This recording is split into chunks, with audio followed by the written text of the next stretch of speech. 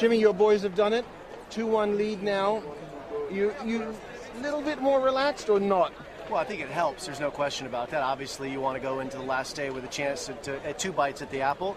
But we know it's going to be tough. Look, we got 1 versus 1 tomorrow, Joe Wilfried versus John. That's going to be a huge hitting battle. And then Ryan in the 5th match with Gilles Simon. Anything goes if we get to the 5th match. So obviously we want to knock it out in the 4th if we can, but I'm sure the French have a different idea. I'm sure they do.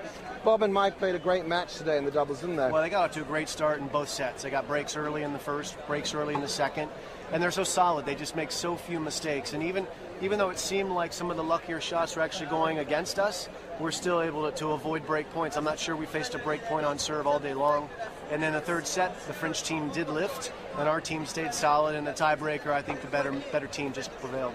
Watching you sitting courtside, you were looking pretty cool, but were you churning inside? I'm glad I'm not wearing a heart rate monitor, Craig. If I was wearing a heart rate monitor, that would tell a different story than what my face may show. But it's important that these guys know that I'm confident in them, and I am pretty relaxed. Listen, when you have Bob and Mike out here, I've said it before, I'll say it again, they do most of the work themselves. I'm here just to help them if there's something they may not be seeing, but obviously their record speaks loudly and clearly. They're a fantastic duo. Well, I guess the dapper suit is covering up the sweat marks and things like that, eh? That's the advantage of wearing a suit, is you can't really see the sweat underneath.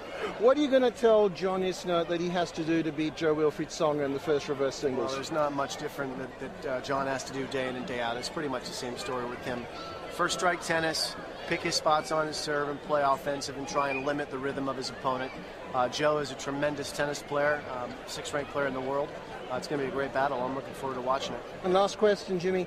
If it goes down to the 5th, that's going to be pretty exciting with a rookie, Ryan Harrison, in there to bring it home for America. Yeah, it will. Ryan, I think Ryan learned a lot in his match yesterday. We had a good long chat afterwards. I think he had a good practice today, working on a few different things, and I think he'll play better tomorrow. And, it will be an incredible experience for him to play in a 5th match, and I hope we don't get there, but we'll certainly be prepared for it. Thanks, mate. All right.